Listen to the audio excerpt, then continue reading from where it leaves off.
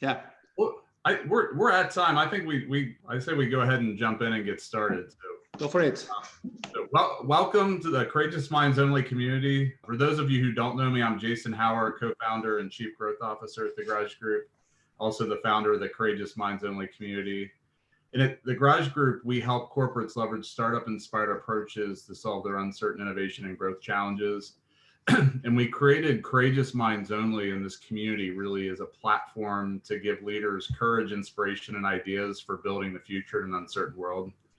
We've impacted thousands of leaders in Chicago and New York, and now with the virtual platform, just bigger global footprint, and just looking forward to impacting many more leaders. So just glad everybody's here. And I couldn't be more excited about the topic today, very timely, around brand and business model pivots in the face of crisis, and then with three exceptionally battle-tested, strong leaders. So it's going to be a really great conversation. So Victor, Ciara, and Rachel, so just so glad that you guys are here and part of the conversation. And then just like one ground rule, if you've been a part of a CMO chat before, you've heard me say it for the attendees, like my push is your time is super valuable, and it's not enough to just show up. Put your phone down, put Slack down, and really lock in and engage and try to pull something out of the conversation that's going to make you better, your brand better, your company better. And don't just kind of even think about it, put it to action.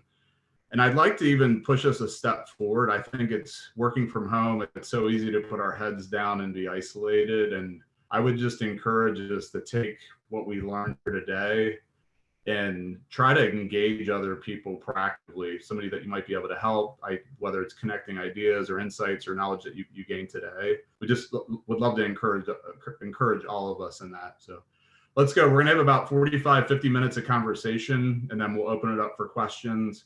What I love to do is you're hearing the conversation. If you have probes, like throw them into the sidebar, and I'll try to weave them into the conversation, but then we'll have a little bit more of a formal Q&A at the end. Does that sound good? Awesome. Ciara, Rachel, and Victor, I think let's kick off by kind of getting to know you guys, your backgrounds and roles. So Ciara, you want to start super high level just so the attendees have context? Yeah, sure. Thanks for having me, Jason. I'm excited to be here today, everybody. I am currently working with Frito-Lay, which is the snacking division, the North American snacking division of PepsiCo, based in Dallas, although I guess I could be anywhere these days. And I look after our healthier snacking brands. So we call them our transform brands, everything from Sun Chips to Baked to Simply, and a growing portfolio of great snacks, trying to help America eat a wee bit healthier. That's me. Victor? Oh, ladies first, please. Rachel, go ahead. Hi, I'm Rachel Sexton. I lead innovation and strategy at RB for our vitamins, minerals, and supplements portfolio. So I'm very passionate about the health and wellness space and also driving transformational and disruptive growth in our business. Okay. Myself, Victor Ruiz. I'm a European globetrotter, I would say. I have lived in a number of countries in Europe, Africa, and Asia. And in 2005, we started our own company after 17, 18 years in the corporate world. And very quickly, we have now put it into one of the main providers of smart mirror technology. So ranging from retail over the last 5 years, and the last year and a bit, we have been now developing a new line of business called Lunna for well-being and fitness related issues. So we will speak about that in detail during the conversation. And I think it's always a great way to get to, for attendees to get to know you as well and before we dive into the topic, I'd love to hear just a quick story of when you've had to be courageous in your career and what that looked like, whether that's recently operating kind of in the pandemic or just in general. Rachel, Victor, one of you guys want to start? Sure. At first, thinking about being courageous, I always like to think about a positive story, which I have, but I'm going to actually share one that was a bit more challenging when we had launched our Mucinex brand into an adjacent category of allergy. And if anyone knows the allergy market, it is very competitive with the Claritins, the Allegras, and the Zyrtecs of the world. And we really expected that we would be quite successful because we had such a fantastic brand. And I was put on that business to drive the entry. And very quickly, I think we launched in February. And I think by by April, we knew that that wasn't going to work and it was going to take a lot. And so it was really had to be courageous by the summer when our CEO had asked to exit, that having to stand up and put a plan in place in front of him that meant he couldn't get out as soon as he wanted to get out, but needed to kind of take the time to work through some of the challenges. And I think being able to stand up with data and take the executive team along the journey at every step of the way, so that they were they were involved and understood why that was the recommendation. And it was a courageous thing, because it's not an easy thing to lose money, and it was just about minimizing how much money we lost.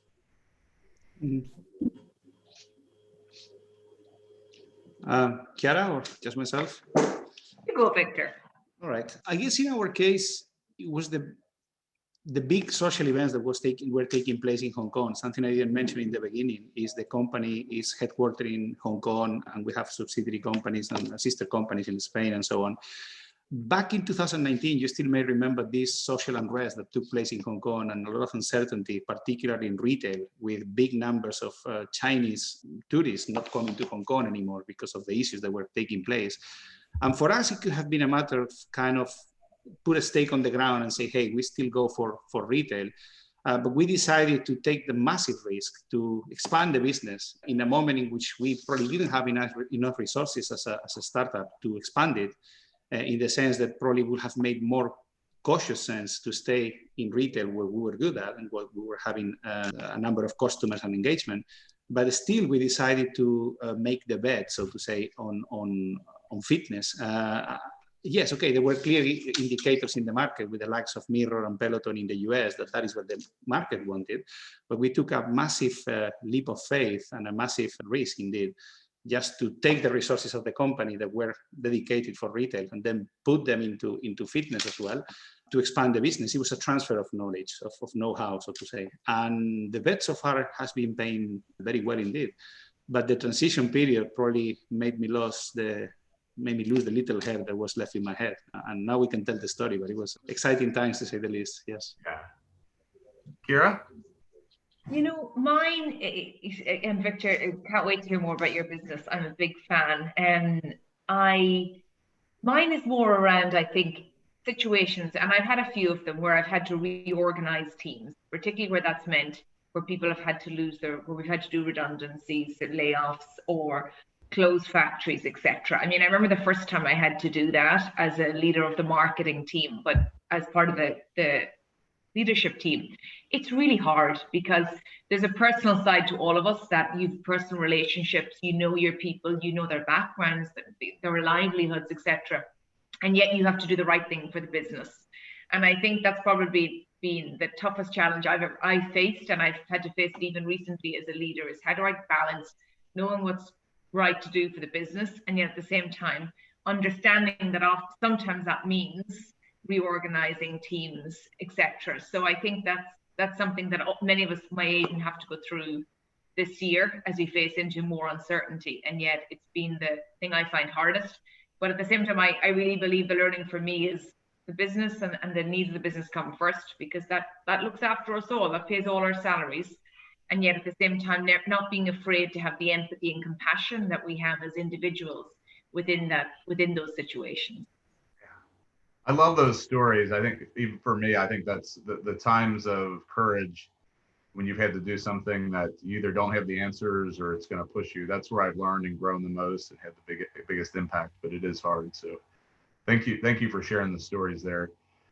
Let's dive into the topic now, particularly around, I'd like to start by kind of framing up the impact of COVID as it relates to your brands and businesses. That was, if we can rewind back a little bit to what you guys can remember at the start of the pandemic, and what was going through your head as a leader? Like what did you start to see primarily as like kind of the impact on consumers and their behaviors? I think I'd love to start it there, and then I think we can get into what did you and your teams do as a result. But let's frame up just from your brand and company perspective. How were you thinking about the kind of changing consumer needs? Who wants to dive in first there? I can jump in first, because as I think about it, I can't, like, it seems like it was forever ago, doesn't it? And it wasn't even a year ago. Like your question, Jason, about, where were you? What did you do? I feel like we were almost like in headlights, we were like, oh my goodness, what is this thing? And it's going to go away, isn't it? Like it's a few weeks and then it's going to go away and we'll all go back to normal. And I remember clearly those weeks of it was almost like survival at the start. It was almost just like, just keep going, just take one day at a time. There's no playbook here. Then as we started to realize that this was going to go on for a while and it was dramatically impacting consumer behavior, and we were trying to work out how do we pivot for the short term, but actually what could the longer term implications of this thing be? So I remember in those first few weeks, one of the things that we noticed most about consumers in our business of beverages and snacks was they actually bought a lot of them. They ate a lot of snacks because they were at home and it was a comfort. And even actually our more indulgent snacks were the ones. So my portfolio didn't do so well at the start. People were buying the comfort foods, the Cheetos, the Doritos, the Lay's, going, I just want a bit of comfort in this crazy world and I want to give a bit of comfort to my family. So I think that's what we noticed, a lot more online shopping. So we had to pivot there. We had to watch our budgets because we were like, what are we going to do? How is this going to impact our sales? So we divested a lot of our marketing investment for a period of time. So just a lot of that, and then very much trying to keep track of the consumer as they navigated through this changing world. So I think that was the short-term quick pivots, Jason, how we managed in the very initial weeks, what we observed. Yeah, I think I would echo a lot of that. And to add, thinking, so we have one of our brands, Airborne, is our immunity brand, which we've seen clearly an increased demand for during this time of wanting to do everything and how people approach health and wellness and wanting to take all the actions. And I think the behavior of the consumer not only changed, but the behavior of the shopper. And when we saw that massive stock up and understanding what consumers were new, actually, we saw a lot of younger Gen Z consumers really entering the space, which was new, but we also saw a lot of stock up and then really tracking those shoppers, and on some of our brands, actually trips going down. And so because less people were, they were going into the store for essentials and not necessarily going for some other pieces. So while we saw some big tailwinds on some of our brands, we also saw a lot of headwinds. And then of course, keeping up with demand and really being super hyper focused on getting the products into the hands of consumers. And so we called our frontline, our factories, which were, churning this out and really making sure that we were there to support them. And one of our factories is in Salt Lake City. And I think not soon after, COVID hit really bad, they actually had an earthquake at their factory. And we were just amazed at how resilient they were to really keep churning the demand out so that consumers were getting access to the products. And then on the marketing side, I think it was really interesting. In the beginning, I remember being home and suddenly you saw all these heartfelt commercials about, being in it together, and every brand had a point of view. And, you sort of reflect of do I need to have a point of view?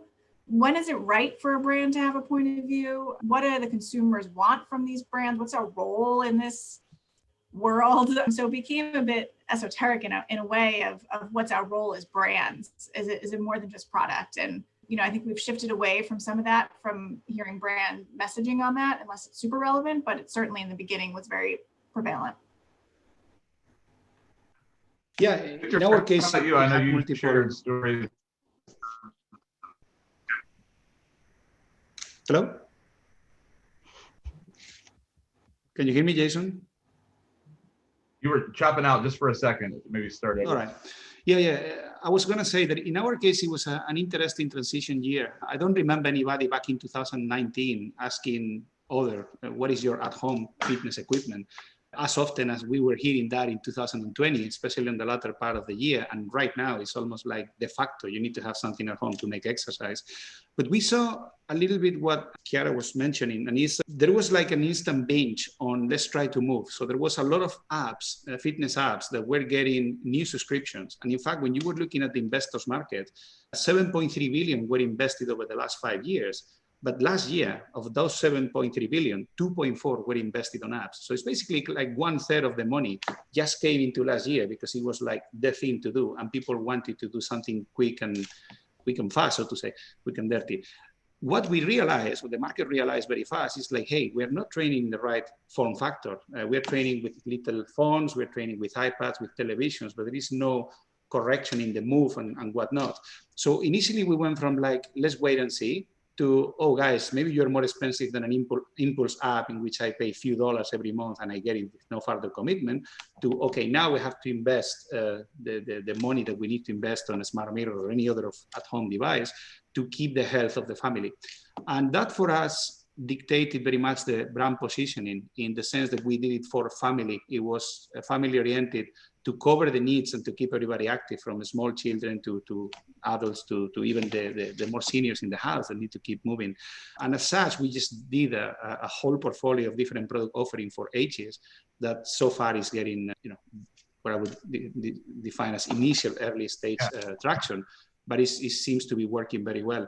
The year has been difficult, big time, in sense of logistics. A container, and you guys probably also know that from your business, has gone from $1,950 to $7,000 to $8,000, depending on the whim of the freight forwarder. So many challenges, but the market now is asking the right questions that we want to hear, so to say, and the mentality has drifted in that sense.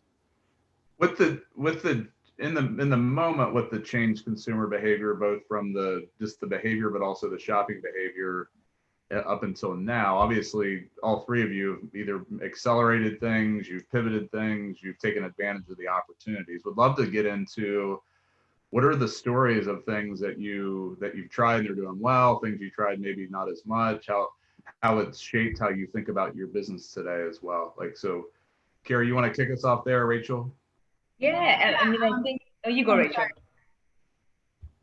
I was going to say, I think for Airborne was our most brand that was impacted the most significantly. And for those that know Airborne, it's primarily seen as what we would have called an episodic brand, as it was used all year round, but it was really used during peak seasons of the year. And what we've seen is a real desire to take care of health and wellness and the tie of immunity to that health and wellness all year round.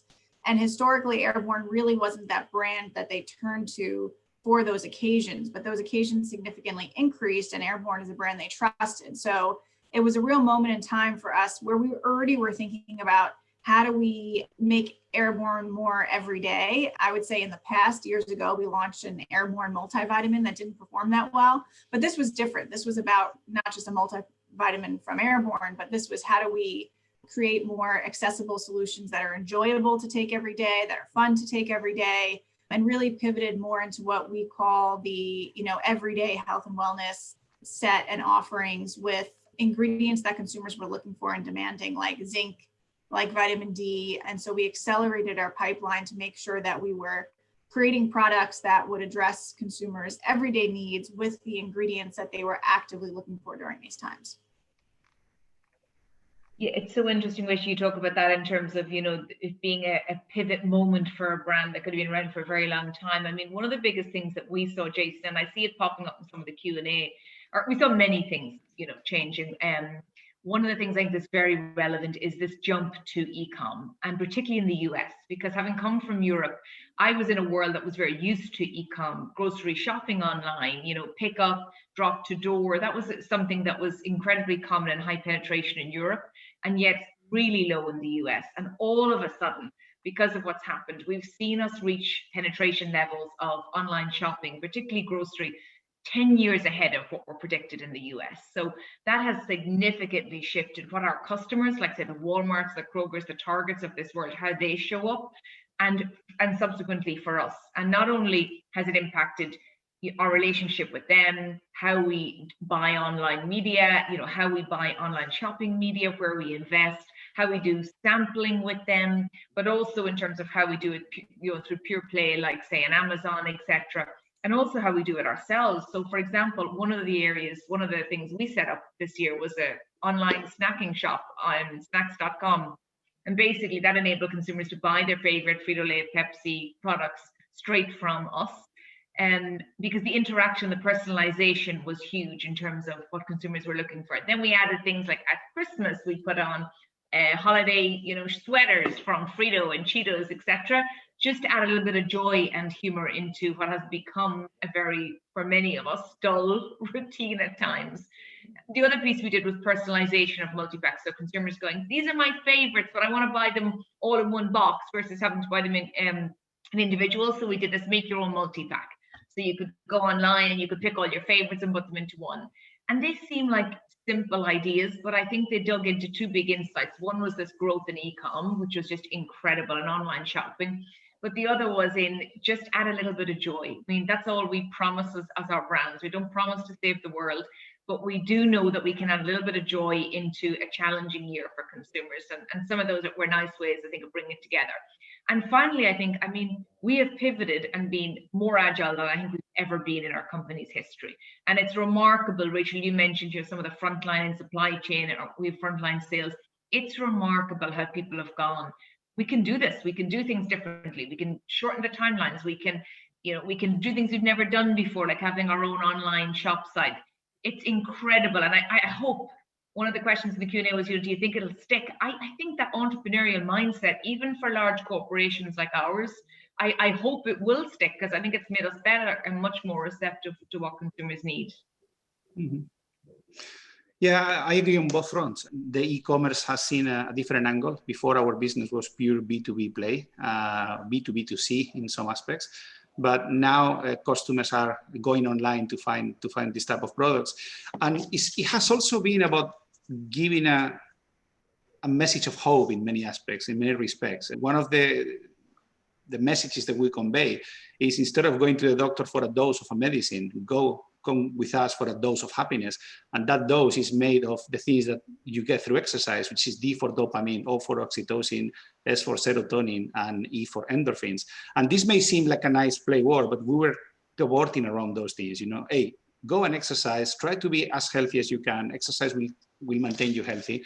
And the agility as well in the business. We have run some different commercial approaches that we will have run on standard time, so to say, to reach the market and provide, of course, sales, but provide also that kind of presence in the market that makes people's day-to-day easier and happier.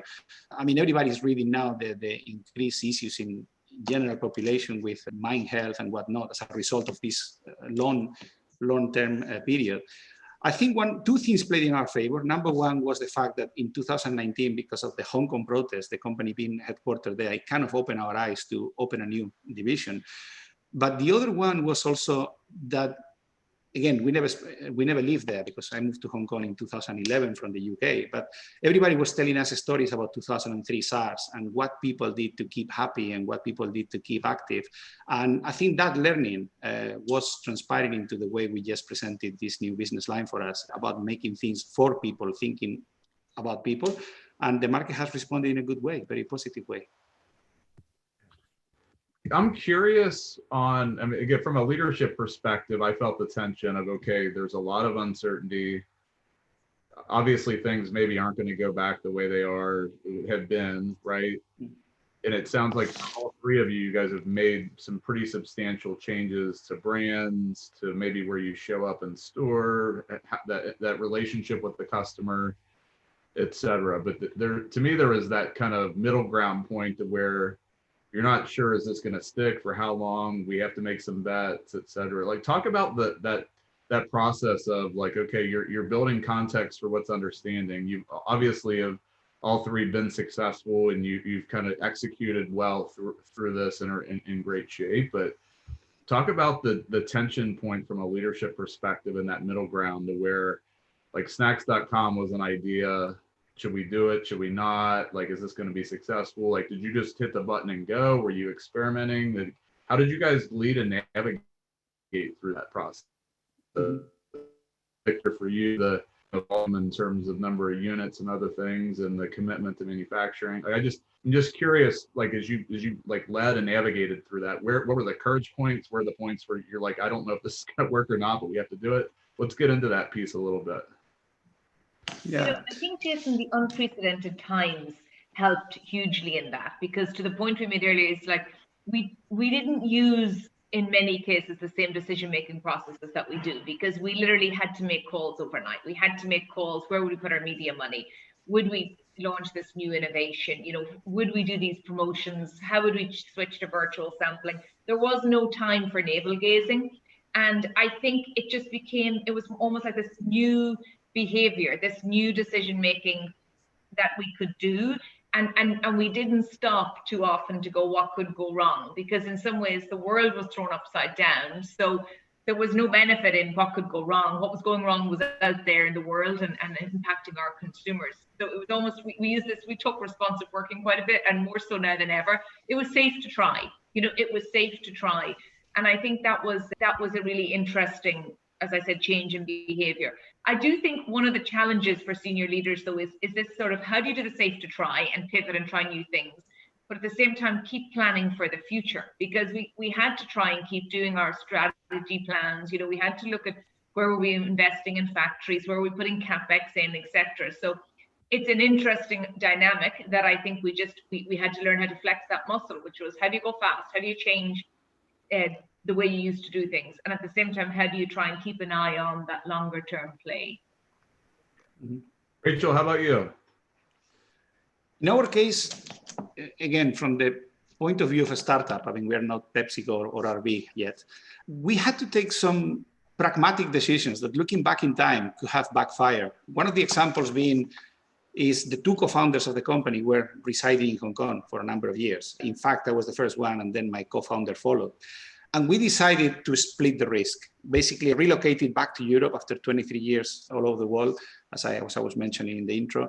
And then we just decided to put ground in Spain for different reasons. It's the fastest growing market for fitness. I'm also a national of the country, and after 23 years, I wanted to be back home for a while. But there is a very great platform for logistics, cheap, efficient, but also very, very, very reachable, because we have reach into Latin America, which is another 550 million people, the Spanish-speaking market in the US and whatnot. And we just decided to split the co-founding team. I haven't seen the face of my co-founder in the flesh in probably now nearly 1 year, but it still feels that we are together on a daily basis because we are in touch, and thanks to these tools like Zoom and some others, we can have this permanent communication. That was a massive risk, but that gave us the agility to create two teams. So when the Hong Kong team could be under a COVID confinement, then the European team was operating. And when the Europeans needed something that we couldn't do because we had a 72 days lockdown period, the Hong Kong team was assisting with marketing and videos and different editions that we needed to get done. So we took a big risk, but thanks God we had a good background between the two co-founders together, and it has paid us very well. I think that was probably one of the main themes as well. It's probably sounds horrible to say, but COVID in some aspects probably is also giving us some back wins. I don't know how you say that in English, some positive win, in the sense that the market now wants to have this at-home fitness, and what initially was seen as gyms as a competition, now they see us as a complement to their product offering if played well. So those are some of the major changes that COVID has brought as well. And so far we're happy with the way it has turned out. But the risk was dramatic. I mean, you don't split co-founders the drastic way we did it, almost one way to the next. But everything happened very fast with COVID for everybody. So we had to do it. How about you, Rachel? Yeah, I echo a lot of what they said. I think in terms of making decisions, there is a lot of just, having a little bit of data and a lot of gut and then just going, but then being open to adapting. So making decisions quickly, and then if something changes, being agile enough to make that decision to change it. So, and I can see in the chat, someone asking about how, get it done now versus thinking about the future. And I think Ciara said it well, is that you have to the stuff done that you've made a decision on and continue to move forward, but not forget that you have, we would constantly talk about this new normal. None of us know what a new normal is. We still don't know what a new normal is, but we continuously plan for this new normal, and that in itself has become agile and how we plan for it. So creating principles that we know we can stick by that kind of lay the path to the future, but then being agile within those principles, I think is. Yeah.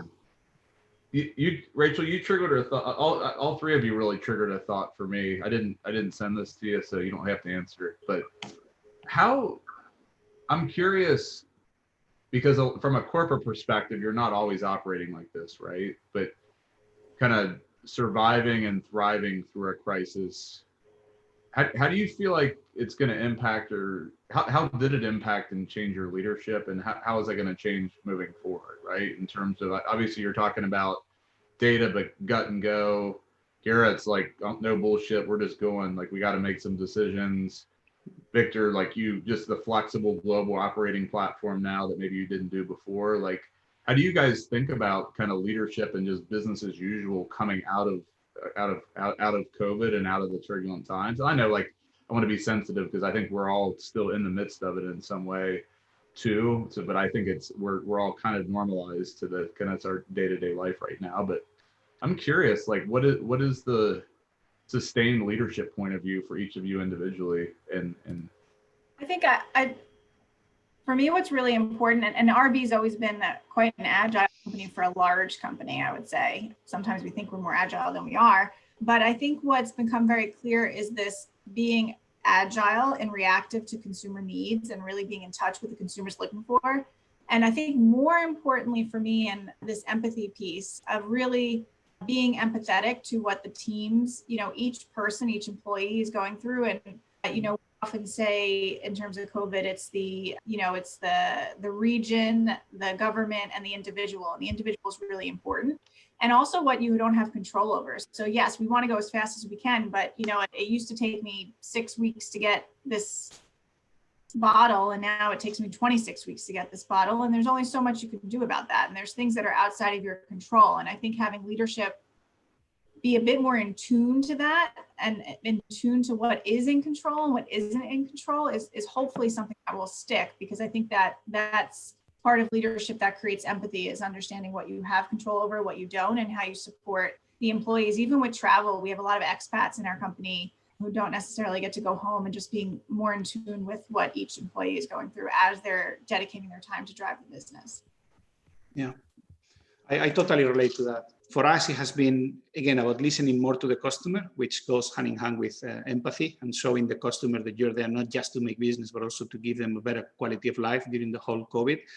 And also listening to the employees, because yes, everybody's going through tough times. People maybe are not vocal about expressing their concerns, or, hey, do we have a stable company? Why one of the co-founders is going now to another country? Why is creating a new team? And there are now faces in a different country that I didn't relate to and whatnot. But then again, it has probably made us, I would say, as leaders, less risk adverse. I think you were mentioning that before, Rachel, that we now have data and we follow gods. I would like to call it a mix of pragmatism as well. And in our case, having Lunna on time in 2019, it was pure serendipity as well. I mean, let's face it, we didn't have the vision that anything like this was coming. But it's about saying, hey, we have to look after the well-being of the company. In our case, we had some projects in B2B that were going well and have delivered money recently. So we had some cushion, even being a startup. But it was about saying, hey, guys, we just cannot stay still. And things have to move fast. And we have to make it happen yesterday, within reason, but yesterday. I think that agility, again, has also changed, and it's probably here to stay. I mean, that awareness and that global awareness for many things as well. Like, these kind of things happen. And if you ask to the average European or American, I used to work for American companies during my corporate time, nobody heard of SARS in 2003, or very little people, perhaps in Canada, some of those that have Asian relatives and whatnot.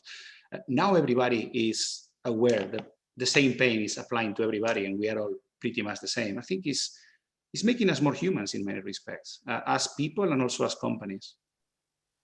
I'd love to pick up on that, Victor, and to what you said, Rachel, about empathy, because I think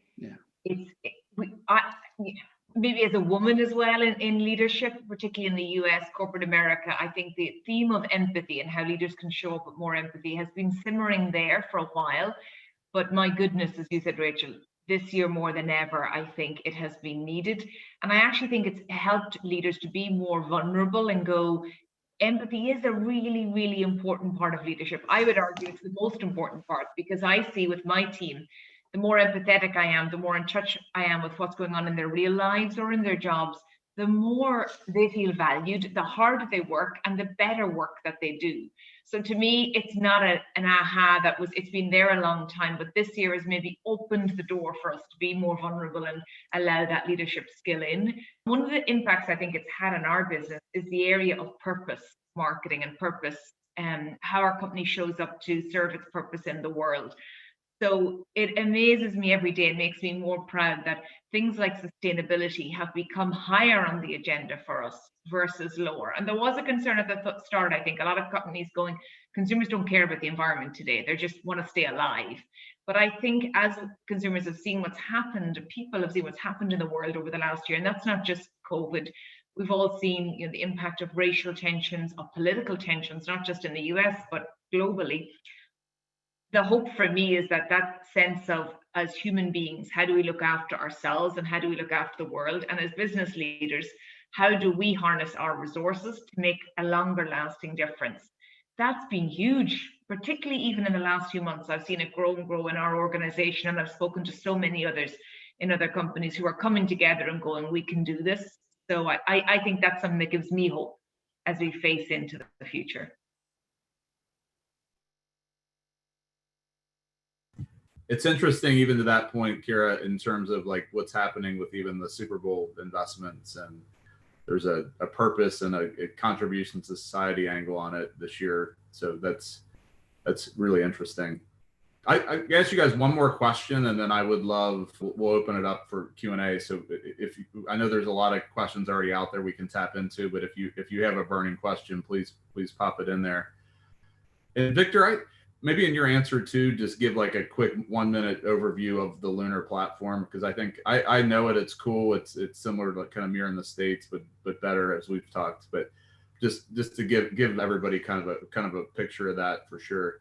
But I'm curious, like, just maybe as this final question point here, where do you guys see things going in terms of, like, you've alluded to e-com is here to stay, et cetera, but would love your kind of thoughts. It's not like heavy prediction and all that, but what coming out of the COVID and the impact, like what is going to stay more from a consumer perspective specifically? Mm-hmm. So, Victor, I don't know, you want to start? Yeah, sure. We are experiencing very clear requests for a higher degree of personalization. And I think it's probably led to the times that we're going through. I think people are looking for the day that they will be able to pamper themselves again, to go on a small, long weekend break or whatever. And this goes in many respects. Yes, everybody's getting empathy, but everybody says now, okay, give me something that is common, but that that last layer of your product, I want it to be for me. I want to be for my needs. I want to be tailored for whatever I require. We see this very clearly in our platform, to the point that we have to open the platform for different, for example, personal trainers, clubs, and whatever, to provide input, rather than giving a platform that is like 20 superstars and then everybody choose the same product, so to say. So the market now wants that flexibility, that if you structure the architecture of the product offering well, in our case, through software, you can get that 80% commonality with only 20% of adaptability, if that makes sense. And it's proving to be fundamental for us. I would say personalization, adding to all the ingredients that we spoke before, like empathy and so on.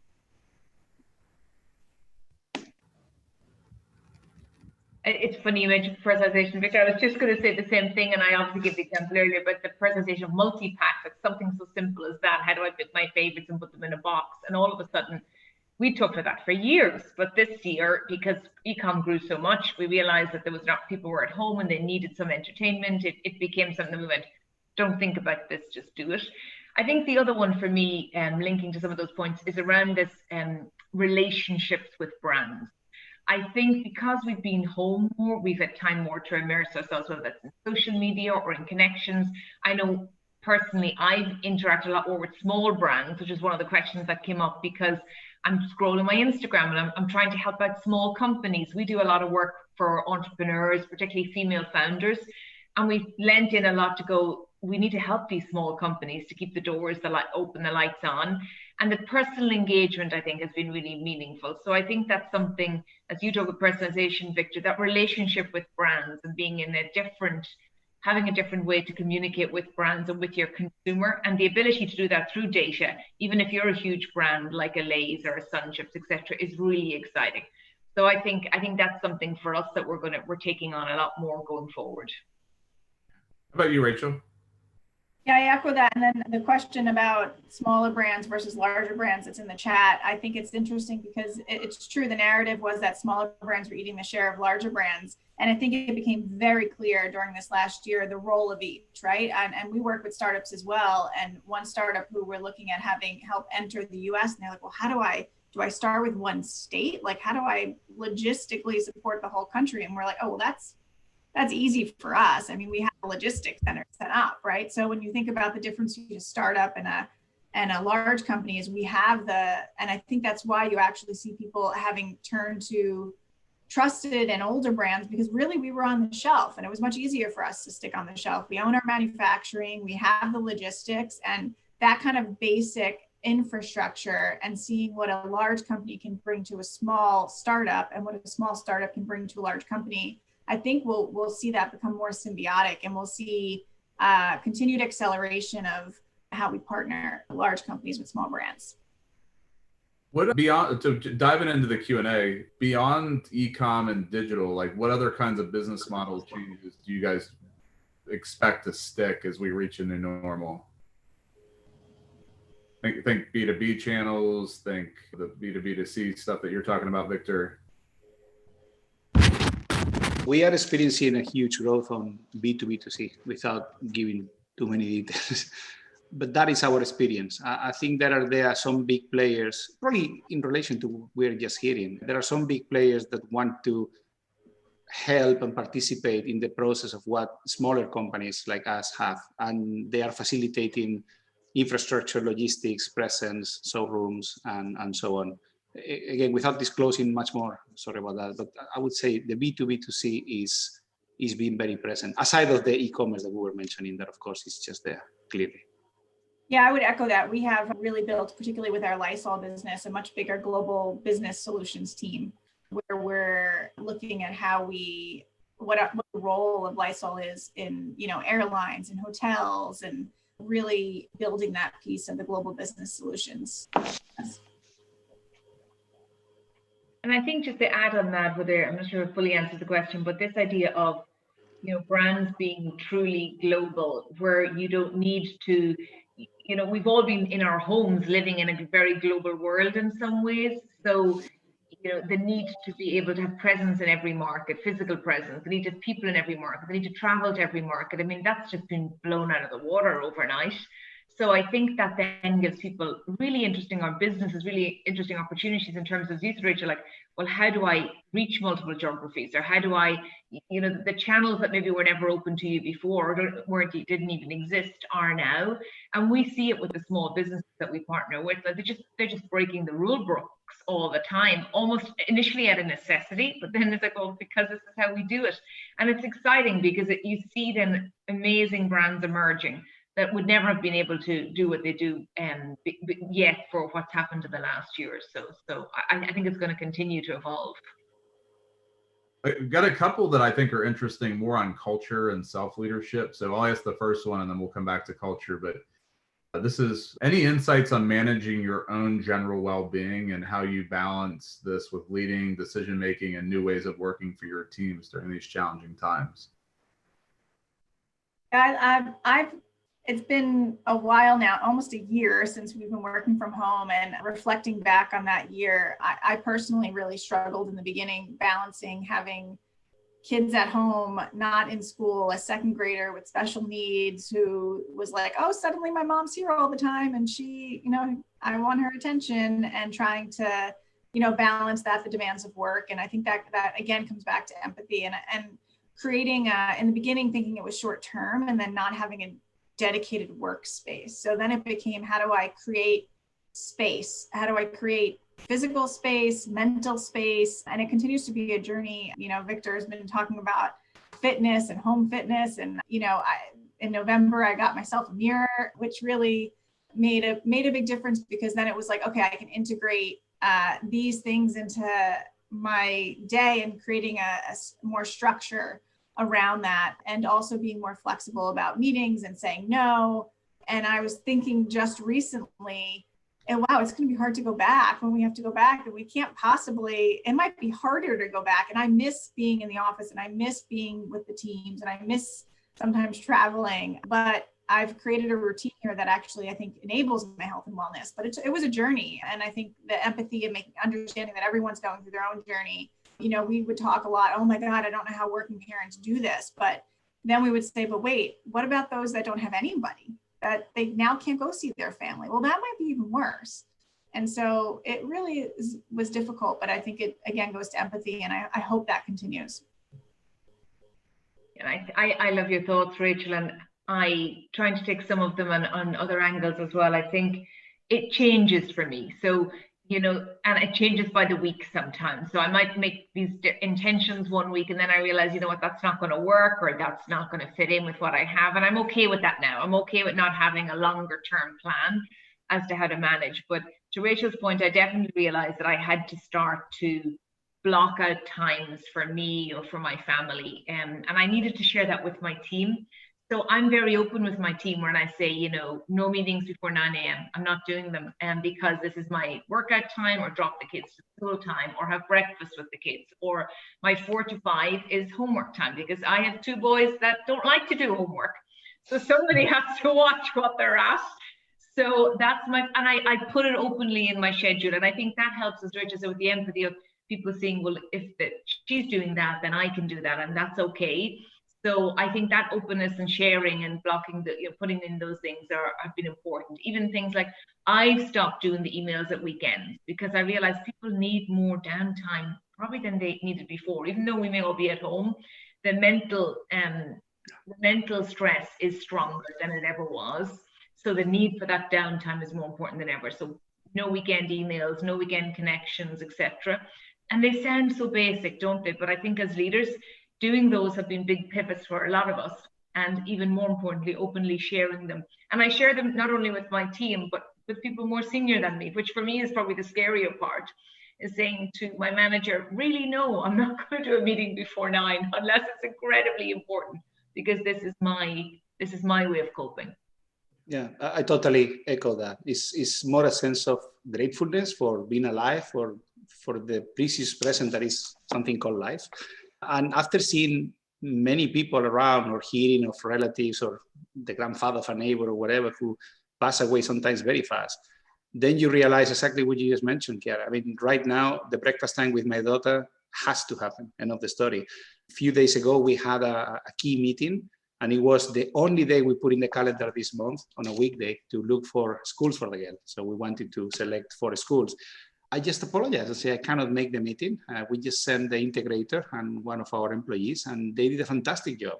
I would not have done things like this before, but now I'm thinking, hey, I devote my undivided attention to the company when I'm there, and there must be a boundary, for a better word, for family and being together. And also being aware of others. As you mentioned, there are some people out there that are on their own because they're working in a different city, or they are expats or whatever. Just be more aware. It's their birthday, make an effort to give them a call, but not a just simple call, a Zoom call, that at least they can see a friendly face and it's not business related call. Small details like this that I think transpire also. One of our guys very soon is going to have a little baby girl. We're giving him more extra time just to be with the wife and prepare. When my daughter was born a few years ago, I was the last guy closing the office, and I probably didn't dedicate the right amount of time to my heavily pregnant wife, which I regret now. So it's about this awareness and gratitude, I would say. Yes, definitely. Yeah. I think that's a great place to kind of end the conversation. I'd love to kind of wrap up and maybe give everybody back just a couple of minutes. Ciara, Rachel, Victor, thank you so much. Great stories and insight, and this was fantastic. So just appreciate you jumping in.